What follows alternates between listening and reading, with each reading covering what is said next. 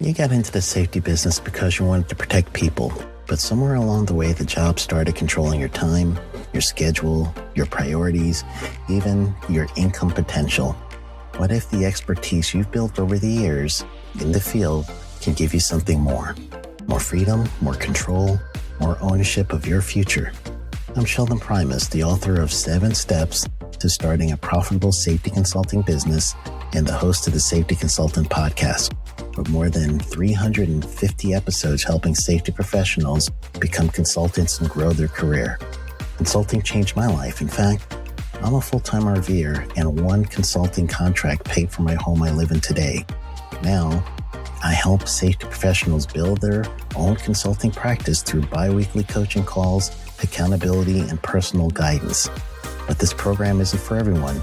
Start with the Consultant Readiness Audit at sheldon.coach.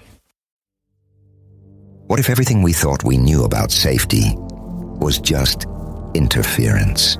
From the host of the Rated R Safety Show and the founder of Safety FM comes the complete Signal Transmission Trilogy, now available in one powerful edition. Safety, in my opinion, the book that started the conversation.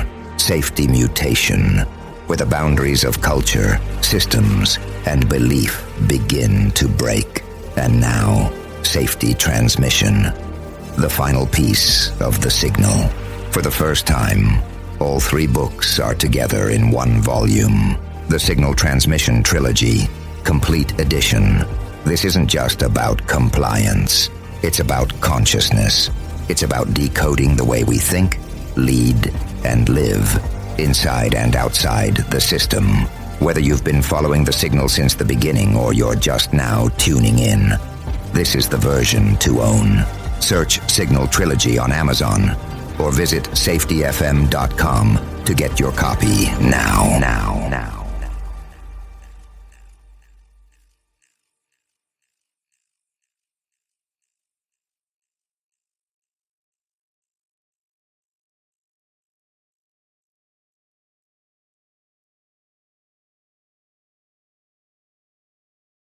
Hi, this is Jim from Safety Wars. Before we start the program, I want to make sure everyone understands that we often talk about OSHA and EPA citations, along with some other regulatory actions from other agencies, legal cases, and criminal activity. Everyone is innocent until proven guilty in a court of law. Proposed fines are exactly that, and they are often litigated, reduced, or vacated. We use available public records, news accounts, and press releases. We cannot warranty or guarantee the details of any of the stories we share, since we are not directly involved with these stories, at least not most of the time. Enjoy the show.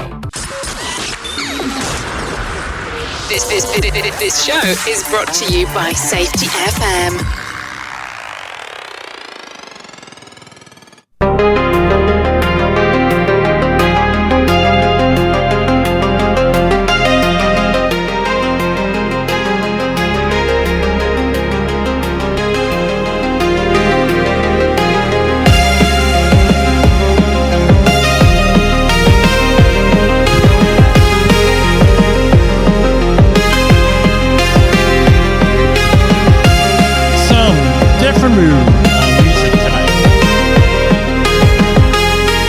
So I normally don't check my YouTube messages, but tonight, or I should say this afternoon, I checked on them. And we got people, you get royalty-free music and everything else.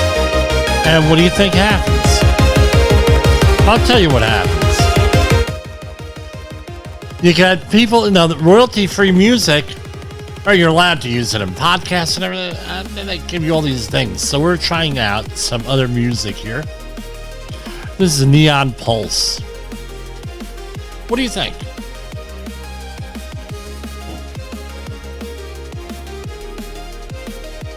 I sort of like it. I don't know.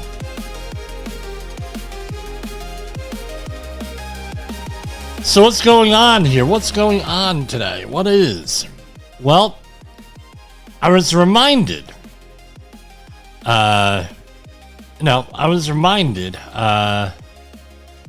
that today is the anniversary, 36th anniversary of the Tianamen Square massacre in China.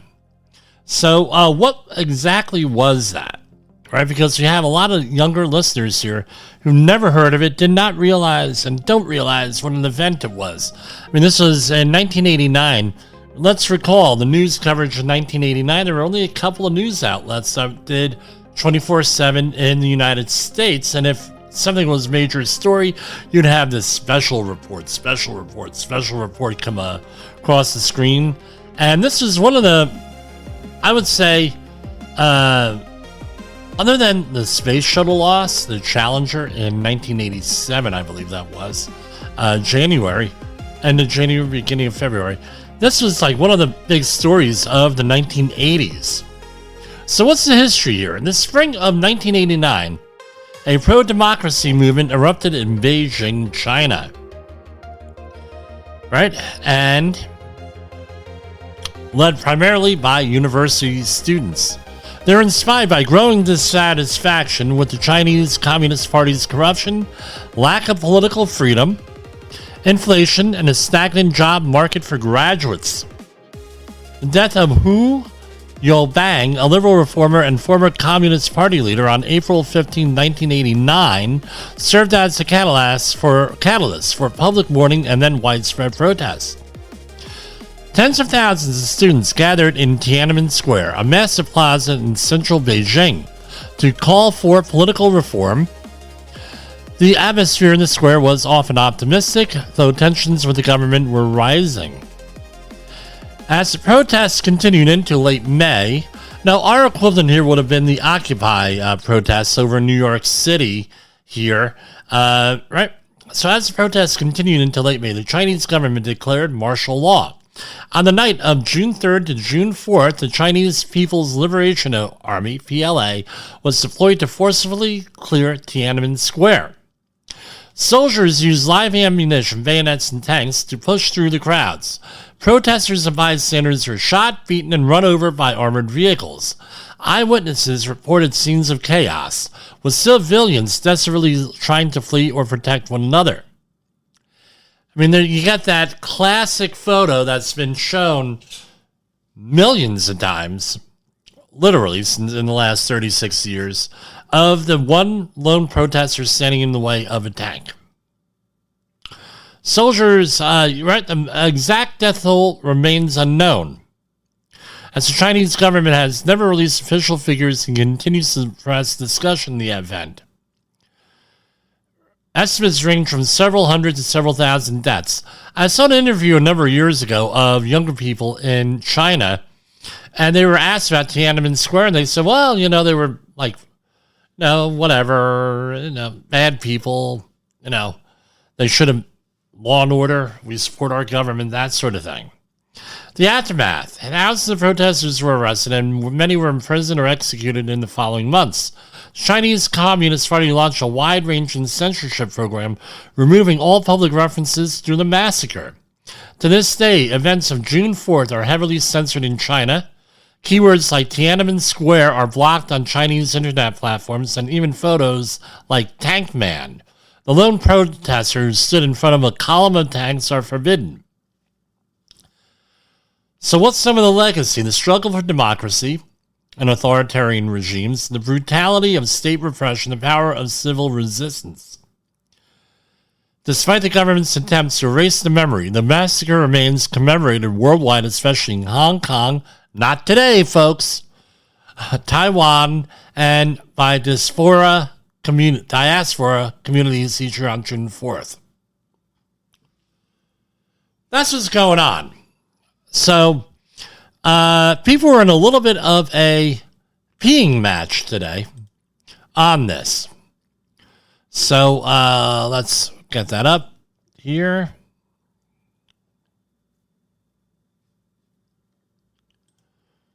So, the Secretary of State Rubio got into this with officials from China. And so they got into a little bit of a peeing match here. China and Rubio. So this is from CBS News. China calls Rubio remarks about Tiananmen Square an attack. Beijing hit back Wednesday as Secretary of State Marco Rubio for saying the world will never forget the deadly Tiananmen Square crackdown in 1989, describing his remarks as an, quote, attack on China. Chinese troops and tanks forcibly cleared peaceful protesters from the square in the capital. The exact toll is unknown of how many people died, with some estimates exceeding 1,000. Right? Police were seen by AFP on Wednesday at the entrance of Wuhan Cemetery, a site in West Beijing where victims of the crackdown are known to be buried. Officers were also posted at several intersections leading to Tiananmen Square on Shanghai Avenue, a broad thoroughfare that's placed under tight security throughout the year. Right, and Chinese Foreign Minister spokesman Lin Zhan hit back at Rubio. I'm going to share those remarks with you right now. During a Wednesday briefing in the capital, saying Beijing had lodged a solemn protest over Rubio's comments. The erroneous statements by the U.S. side maliciously distort historical facts, deliberately attack China's political system and developmental path, and seriously interfere in China's internal affairs, Lin said. Taiwanese President Lai Ching-te echoed Rubio's remarks, vowing to preserve the memory of victims of the bloody crackdown. Going on and on. You know, they banned this stuff all over the place in China. So this was what got China's knickers in a twist. This is from Marco Rubio. Let me share this for you people on the video end of things here. In the spring of 1989, tens of thousands of students gathered in Beijing's largest public square to mourn the passing of a Chinese Communist Party leader who tried to steer China toward a more open and democratic system. Their actions inspired a national movement. Hundreds of thousands of ordinary people in the capital and throughout China took to the streets for weeks to exercise their freedoms of expression and peacefully assemble by advocating for democracy, human rights, and an end to rampant corruption.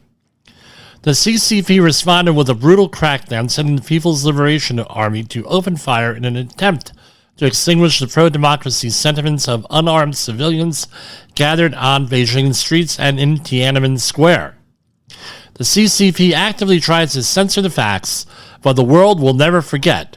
Today we commemorate the bravery of the Chinese people who were killed as they tried to exercise their fundamental freedoms, as well as those who continue to suffer persecution as they seek accountability and justice for the events of June 4th, 1989.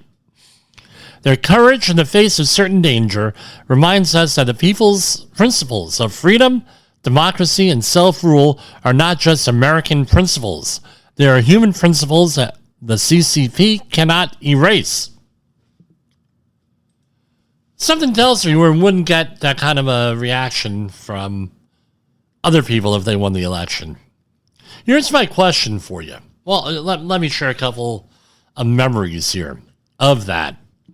So I recall, right, a lot of the Chinese dissidents, for lack of a better word, looking towards Americans who happen to be their American reporters, maybe some American students, just Americans, as to what we're going to do with this, and looking towards America for leadership in a real way. Boots on the ground kind of stuff, folks. The American response to that was, well, we don't know what we would tell them. And I'm going to say this. Let's say you go, and there are, and this is a generalization here. If the same things were said today, were occurring there today, would Americans of that age group be able to be the leaders that we need to be? I said this many years ago, and this is getting a little bit political here. I understand that. And I'll put a warning out when I do the podcast, right, when I release this.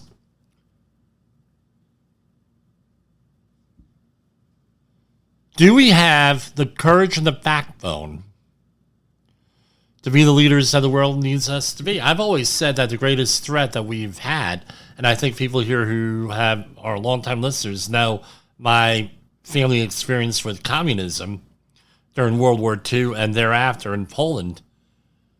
I don't think that the people in this country nowadays are that demographic that did not live through the Cold War, whose relatives did not go through World War II, World War I, the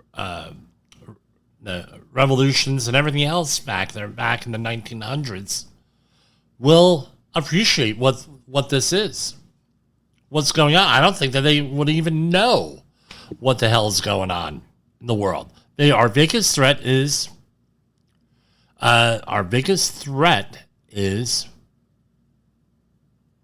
resurgence of worldwide communism. My opinion on this. C.S. Lewis, right? I believe it was the Screw Tape Letters. He said the biggest weapon that the devil has against us, if you believe in the devil, right, is to make him believe that we don't exist, that I don't exist. Well, here we have the biggest threat that we have here with this whole thing is for the Chinese Communist Party to put everybody under the impression that they don't exist, that they're not a threat. We have people here, even as we speak now, there is an open anti-Semite communist/socialist running for New York mayor. And he's doing pretty good as of now. By the time airtime comes, or this pre-recorded, by the time airtime comes, he may be one of the nominees in the Democratic, if he wins the Democratic primary, he's maybe a mayoral candidate at this. After this massacre, China achieved most favored nation status. People felt that if we trade with them, things are going to get better. Our relationship has not gotten better with them. Perhaps that was the wrong approach. I'm not a foreign policy expert, but things aren't looking too good with them right now. Rather than friendly competition between neighbors, which is what capitalism is, we've gotten into a situation where we lost our manufacturing base and everything else. And I tell you what, we have the best intentions there. I don't think it's coming back for most of the stuff that we lost it to. China also in this at this time put in the right after Tianamen Square, right at that time, put in the one-child policy. How's that demographic bomb that they set off over there working out for them? I don't know. It's right. Let's not forget Tiananmen Square. Let's not forget who we are, where we came from. That's what I have here. That's my gut reaction, and I'm giving you my gut reaction here. And we're going to go to our first commercial break, and we're going to continue with the Taiwan national anthem and a moment of silence for the victims at Tiananmen Square.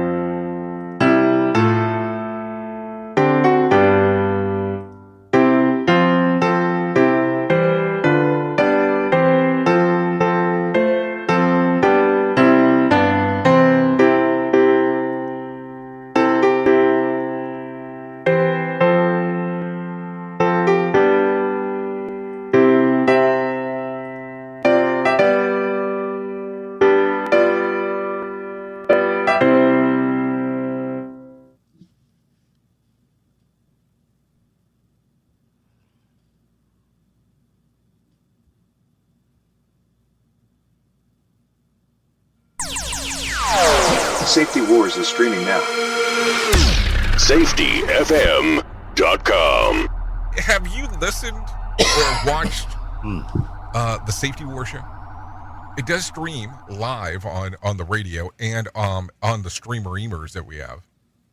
So if you have not taken a listen to Jim Posel and what the hell he's doing every evening with Safety Wars, I would strongly encourage you to take a view or take a listen, whichever option is available for you, and take a listen to what the hell he has going on. It will take some deep dives in some information that you might be interested in. Is your safety training old, stale, and hackneyed? Is your safety trainer still preaching a warped version of behavior-based safety? How about safety training that is designed to actually address and assess your hazards and liabilities and is not standardized baloney from generations ago? Contact the Safety Wars team at safetywars.com or call me, Jim Posel, at 845-269-5772. Remember, if you are receiving this message, you are the solution to unsafe workplaces. OSHA recordables, catastrophic losses, environmental disasters. You want answers? So do I. This is Jim Posel with Safety Wars. That's my daddy. Okay, we are back. We are back here with that. So, we have issues here with Canada, again, with the wildfires and the smoke and everything else going on out there. So what is going on with Canada? This is from ABC News. Smoke from Canadian wildfires is not healthy for anyone, according to experts. As hundreds of wildfires burn across Canada, Americans' health could be impacted. As of Wednesday, 203 wildfires are burning in Canada, according to the Canadian Interagency Forest Fire Center. The smoke forest health officials in the U.S. has sent air quality alerts across parts of the upper Midwest on Tuesday and caused hazy conditions in New York. Also, California Air Resources Board. Readings from Air Now show air quality alerts in the Northeast, Midwest, and Great Plains range from moderate to unhealthy. And this is a report was from 3:55 p.m. Eastern Time. There is no such thing as healthy smoke and everything else. All right. So it goes into that. Now we're going to do a little bit of a deep dive into this. So how are we looking at here with the fires? Let me do a share screen here. That's what we're looking at here is right. What we're looking at here with Canada. Right. So current fire summary, right? This is basically one up by Alaska. That's out of control. Right? And out of control. Under control. Right? The blue dots. Full response being held. Right? And over here, out of control. And you have all different types of sizes and everything else is sort of like one of those charts that tells you everything else. So how does this look with the United States? This is what we're looking at now with the United States here. All right? And it's along the lines of this. So we're all in the yellow. That's tomorrow's forecast. What's today's forecast? We're up in the red, and we're going to talk about what that means in a minute. Red, orange, yellow, right? So orange is worse than yellow. Red is worse than orange, and then it gets into other types of areas here, right? So, and you're able to, right? And what's tomorrow is these are some of the cities here that with the forecast.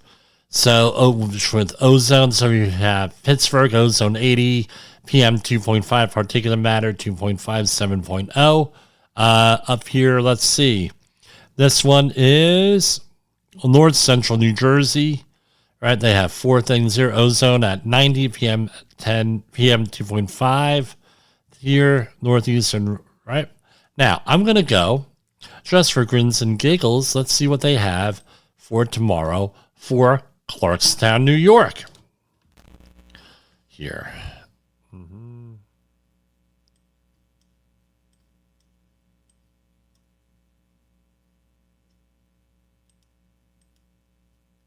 Right, you see all of that. So right here in the Philadelphia area, I'm in region 3 there, predicting in the orange. And the orange over here, and they are not listing Clarkstown, New York, because there is a weather monitoring station there. I wonder what the deal is on that. So orange is bad for sensitive groups, moderate, which is yellow, is for unhealthy groups. Now let's go into some of the more technical details in this.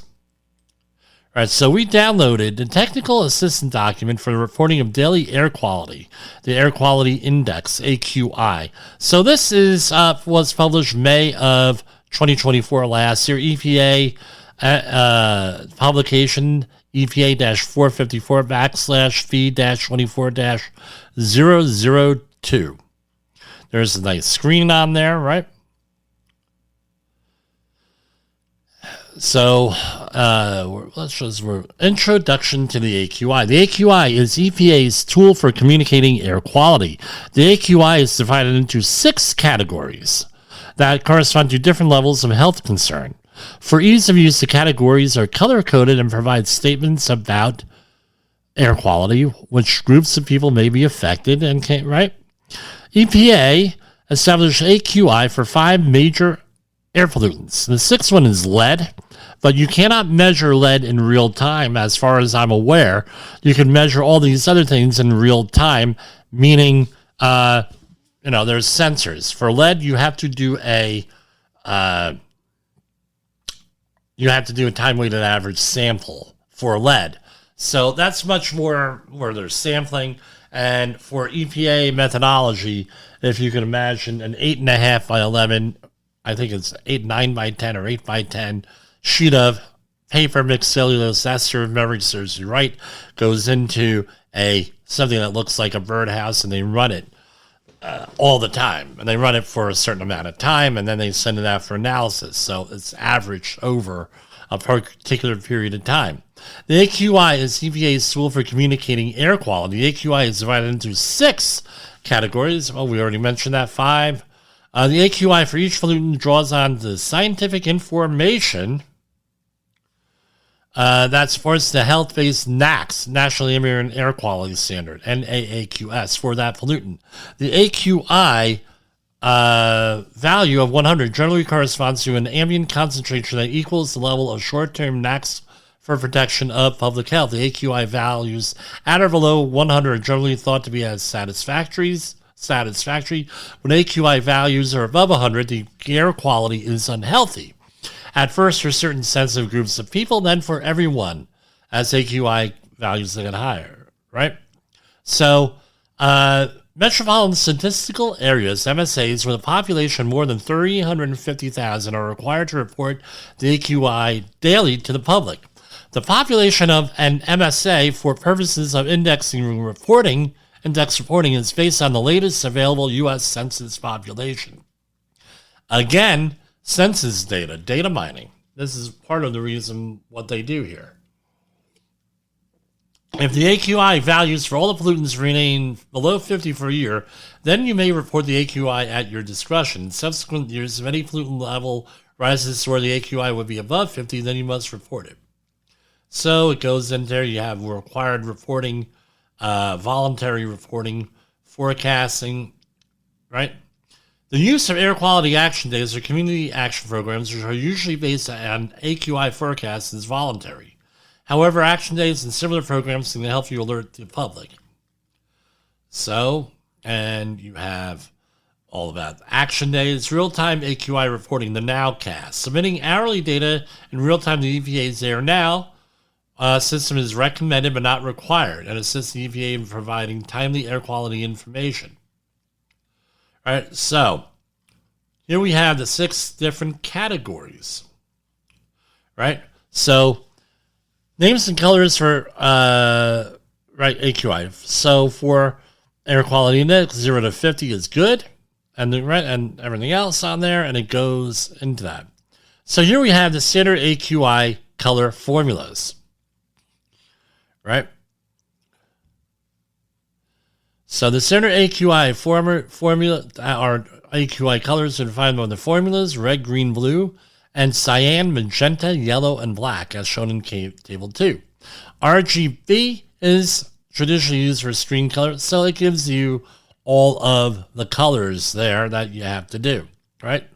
Because there are formulas with those. There are what we had back in the day was month cell color charts, and colors are defined by hue, value, and chroma, and I believe another one is depth. They've added in there since I've been in school.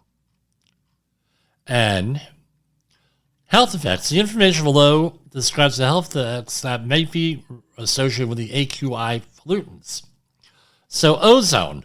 Depending on the level of exposure, ozone can cause coughing and sore or scratchy throat, make it more difficult to breathe deeply and vigorously, and cause pain when taking a deep breath. Inflame and damage the airways, make the lungs more susceptible to infection, and aggravate existing lung diseases such as asthma, emphysema, and chronic bronchitis, and increase the frequency of asthma attacks.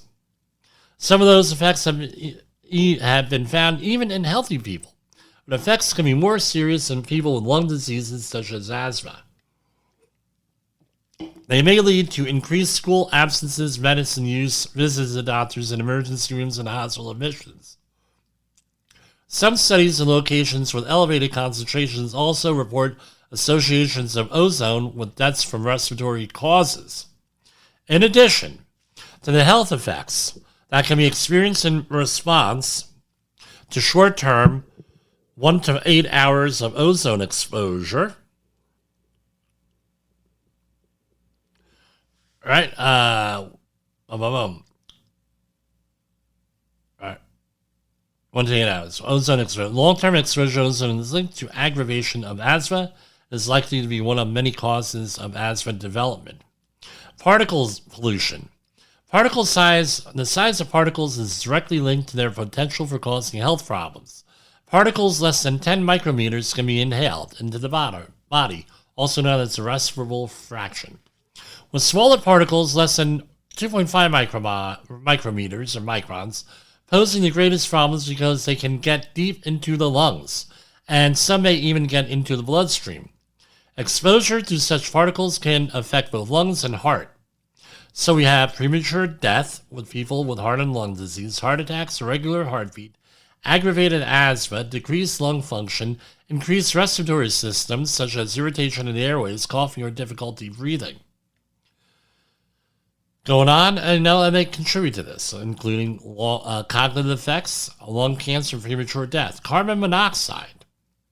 Breathing air with a high concentration of carbon monoxide reduces the amount of oxygen that can be transported into the bloodstream to critical organs like the heart and brain.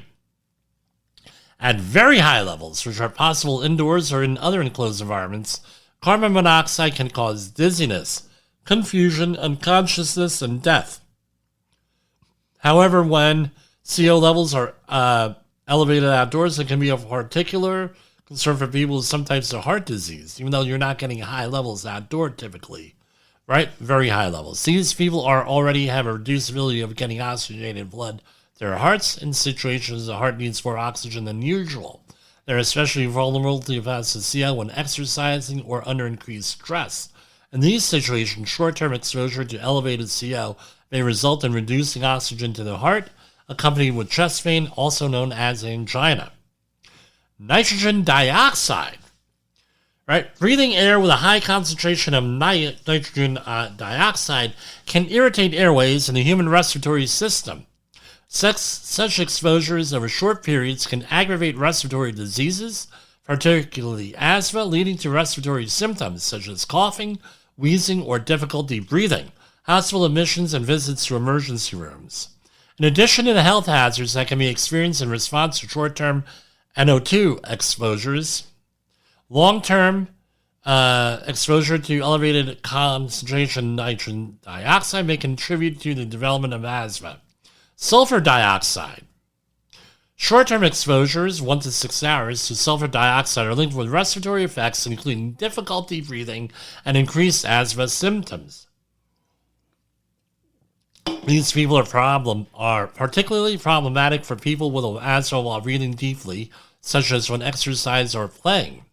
Short-term exposures to sulfur dioxide have also been connected with increased emergency department visits and hospital admissions for respiratory illnesses, especially for at-risk populations. So here we have the sensitive groups for each pollutant are in Table 4. Ozone. People with lung disease, such as asthma, report to these sensitive groups. When the ozone pollutant has an AQI above 100 ozone, report these sensitive groups. People with lung disease, such as asthma, children including teenagers, people who are active outdoors, and older adults. Fine particulate pollution. People with heart or lung disease, older adults, and children, including teenagers.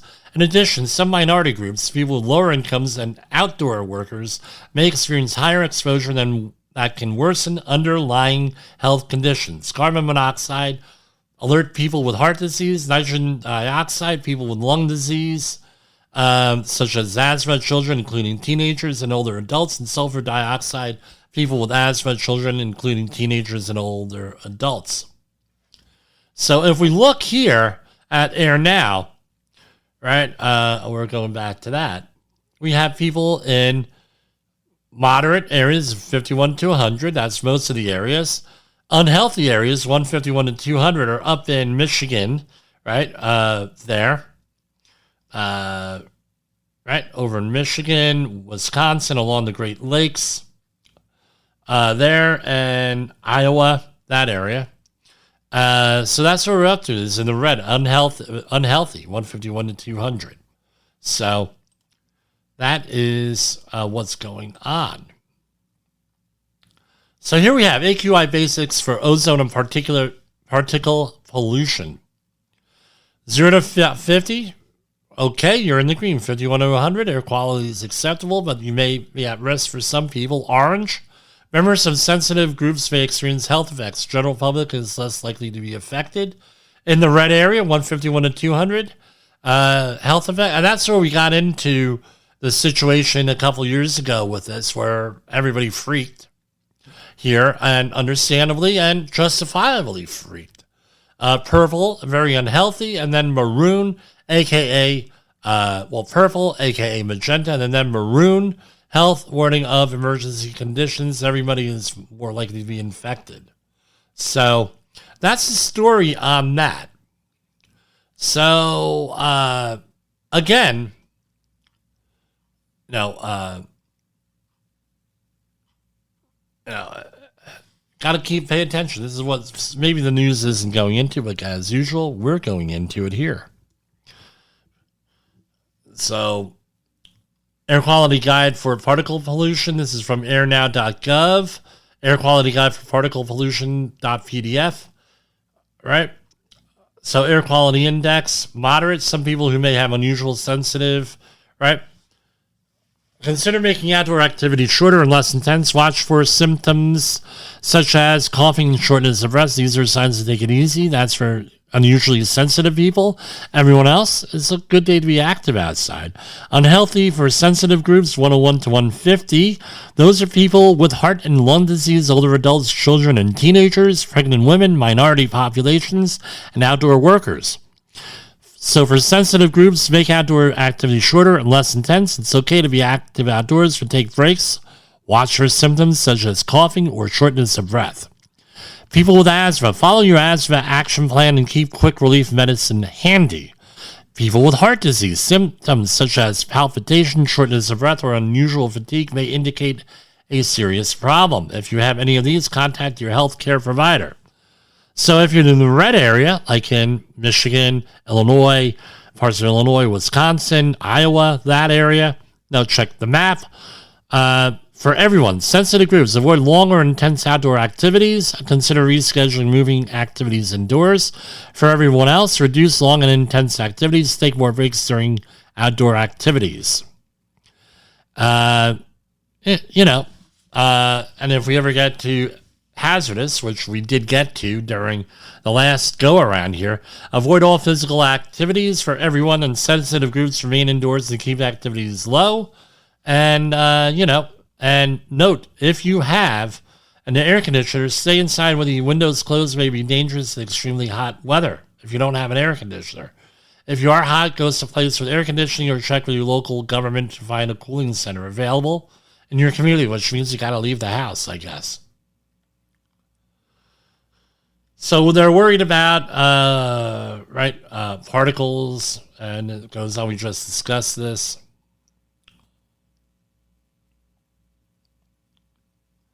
So when particle levels are high outdoors, don't use candles, fireplaces, wood-burning stoves. Use HEPA air filters, right? Or make your own portable air cleaner design. Buy or make your own portable thing. You got a lot of stuff going on here, a lot of information for us here. So I'm going to download this download this here. Don't you love doing this, right? And that's what we got here tonight with the with this. I mean, I always share the story I'm working when this happened last time 2 years ago, where I'm working. I live in Clarkstown, and you could see the smoke coming down from Canada right down at the end of my street, and it's coming, and I'm like, what the hell is that? And then the groove hit the fan there with all of that. So that's what we got here. We're going to take a break and another break, and we'll actually, you know what?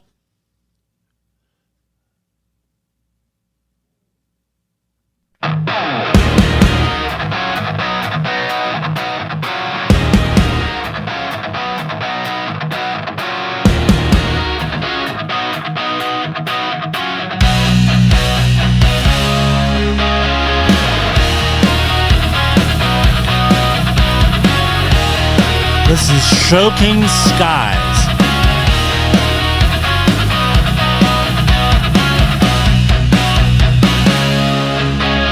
The sky turned gray, it lost its glow. Ashes fell like winter snow. Breath is heavy, lungs on fire. Choking dreams in smoke's empire.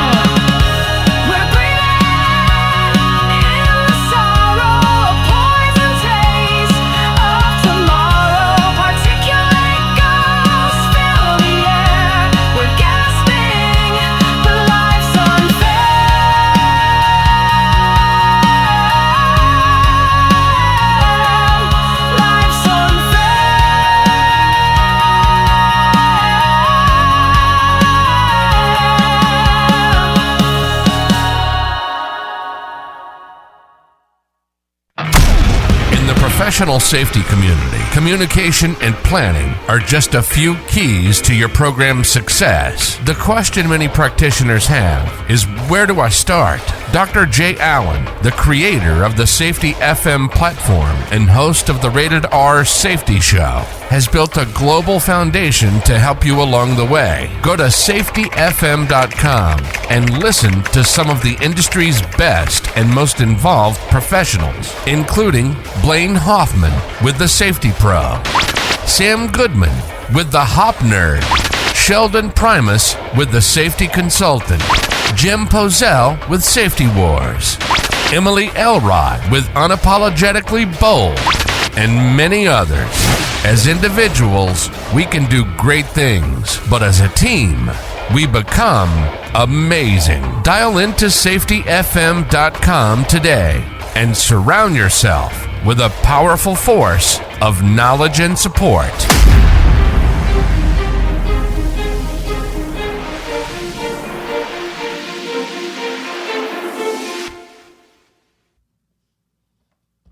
You are listening to Safety Wars. Tomorrow's Safety Today. Okay, so we are back here. Yes, that was, just to let you know, I'm watching play-by-play with my son's baseball team here. So, okay, where are we? All right, so we're going to go to U.S. Department of Labor news today. They have reached Department of Labor and Adidas America reached a settlement for $235,000 in penalties, resolving fall hazard and unsafe ladder violations. The U.S. Department of Labor has entered into a settlement agreement with Adidas America that requires the company to pay $235,000 in fines and implement enhanced safety measures at multiple facilities. The agreement comes after the department's OSHA conducted a 2024 follow-up inspection at an Adidas warehouse in upstate New York. OSHA initially cited for hazards in 2021. We're going to go through those.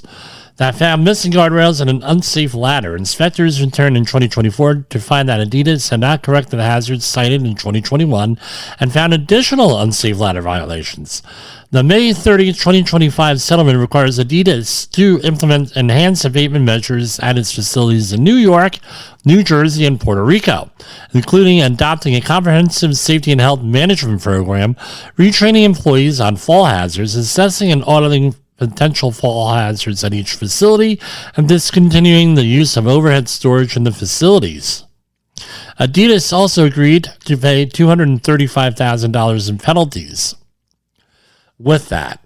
So let's take a closer look at what those things are. So right now I went through the OSHA establishment search, and we're going to start with the one from July 2020 at a facility in Pennsylvania. And we're going to click on that. And that was just a complaint with that. And it has nothing really to show on there. Another one in South Carolina, right? Let's see what this was. Right? There was 2 complaints. And this was in their warehouse. Nothing cited. Then in 2021, here we have a complaint here with this.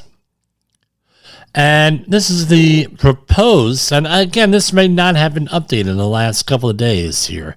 And I don't know what the whole thing is. They might have been in litigation here with this. So citation, they were cited for 4 things. One of them they cited them for $258,104,000 for, right? Wow. Let's see. 1910-023-C11. The employer did not ensure that portable ladders used to gain access to an upper landing surface that have side rails that extend at least 3 feet above the upper landing area at the facility backroom/mezzanine area on or prior to 10/6/21, a Werner 10-foot stepladder when used to access a mezzanine area did not extend at least 3 foot above the landing surface, exposing employees to fall hazard of approximately 10 foot. Now, we all know, if you're a safety professional at least, step ladders are not to be used for access. You know, the standard step ladder. Do they have them? I don't know, but they're not supposed to. And there are instructions on the side of that ladder saying that. Now, there has to be a person out there inspecting this stuff regularly. I try to do it every month at least I used to when I was in charge. Make sure that the labels are on there. The labels are not on there. It's not a ladder that passes inspection or requirements. All right. So that was a serious penalty for that. Let's go back one. All right. This is a contested one.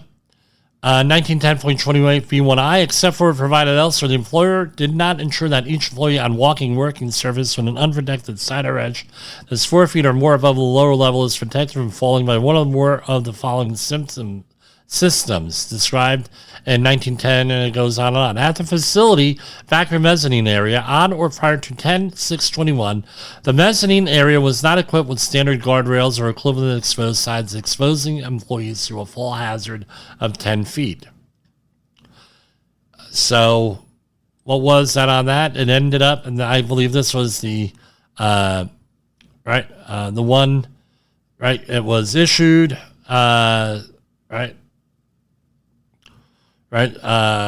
failure to abate, which means that the really high penalties kick in.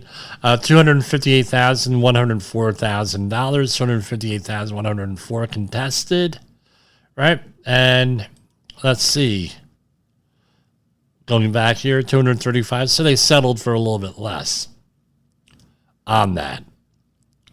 Here we have the next one, 1910-037A03. Maintenance, safeguards, and operational features for exit routes. Exit routes are not kept free and obstructed. They put racks and boxes of shoes and apparel in the way. And the next one is 1903-019. Right? This is failure to abate here for abatement verification. So $1,253. The employer did not certify to OSHA within 10 calendar days after the abatement period that the cited violation had been abated. On or about April 14, 2022, and at times prior thereto, the employer never provided an abatement certification. That's important. You know what they call an abatement certification that's not resolved? It's called an invitation. You know, failed to abate, they're going to invite that. They use that as an invitation justifiably. So, justifiably there. Again, it's just unconscionable what people do. Yeah, I know, I'm shocked. I shouldn't be shocked, but I'm shocked with this. Adidas outlet store, Waikele in Honolulu. 4 violations. Again, same type of deal, 1910-023. For walking working services, ladders. Right. Again, as long as you're under the same EIN number here, and it's the same company, and we're talking federal, not on the state level, because on the state level, they can link them together for certain things like workers' comp and other insurance things. Fire extinguisher violation. Now, I'm going to say this much. As long as they're the same EIN numbers, right, or the same company, they could go back and have a repeat violation here. We should probably go through the field operations manual on that. Again, nothing on that. So that might have been a different EIN number on there. And this is, again, in Chester, New York, the Adidas America, right, in Central Valley, New York. And this is a willful violation that was contested. This is one of the ones that they settled for $138,273. It's all part of it. The employer did not ensure that portable ladders used to gain access to an upper landing surface have side rails that extend 3 foot or more. And from at least January 31st, 2024 to May 22nd, 2024, Werner 10-foot step ladder was used to access the mezzanine area and did not then at least 3 foot above the landing surface, exposed employees to fall hazard of approximately 10 feet while climbing to or from the mezzanine. So, what does this come down to with all this stuff? All right, what's there to be learned? One, obey the law to begin with, but after that, right? You get citations and everything. They say you gotta abate them. Again, what's the cost-benefit analysis here? I mean, my question. Let's start asking questions here. My question for Adidas is, what was the corporate culture that allowed this to continue? Did you not have people who knew what was going on there, qualified safety people? Were they just, that didn't tell you, was the management okay with this? And so, we're not going to buy ladders for some reason, because I tell you what, a portable ladder of this type, under $200, or maybe $300 if you really want to get fancy. Why didn't they do it? I really don't know what exactly went on here. And again, what would the system, as Jay Allen has correctly pointed out, what did the feedback loop say that allowed something like this to happen? Was the company just like, look, we're not going to handle this, or yeah, we're worried about your safety, rah, rah, rah, and then they don't do anything? Or what exactly was it?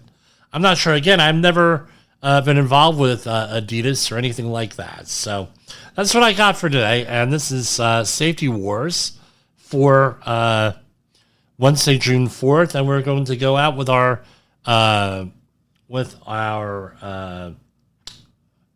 outro. And I hope to be back here. And this is the 3 programs this week. We are hot. We're doing good this week. For Safety Wars and Safety FM, this is Jim Pulzel. The views and opinions expressed on this podcast are those of the host and its guest and do not necessarily reflect the official policy or position of the company. Examples of analysis discussed within this podcast are only examples. They should not be utilized in the real world as the only solution available, as they are based only on very limited and dated open source information. Assumptions made within this analysis are not reflective of the position of the company.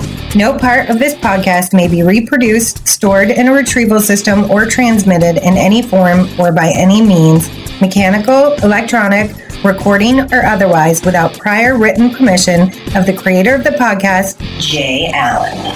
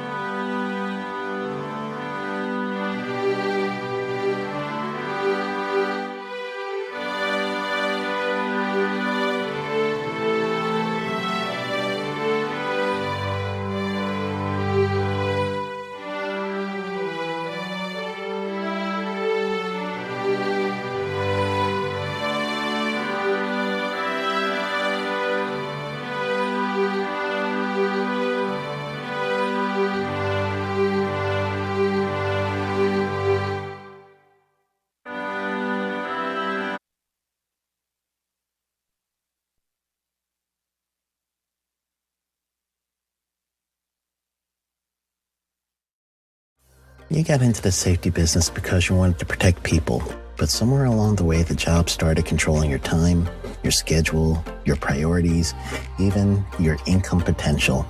What if the expertise you've built over the years in the field can give you something more? More freedom, more control, more ownership of your future. I'm Sheldon Primus, the author of 7 Steps to Starting a Profitable Safety Consulting Business and the host of the Safety Consultant Podcast, with more than 350 episodes helping safety professionals become consultants and grow their career.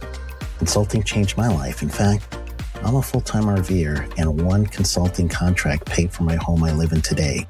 Now, I help safety professionals build their own consulting practice through bi-weekly coaching calls, accountability, and personal guidance.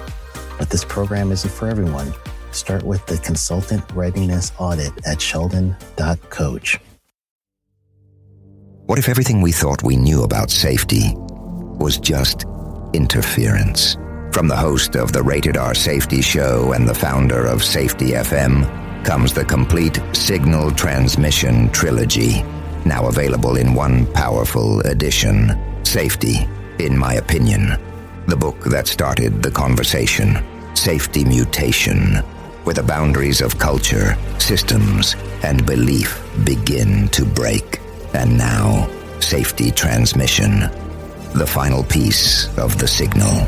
For the first time, all 3 books are together in one volume. The Signal Transmission Trilogy, Complete Edition. This isn't just about compliance. It's about consciousness. It's about decoding the way we think, lead, and live, inside and outside the system.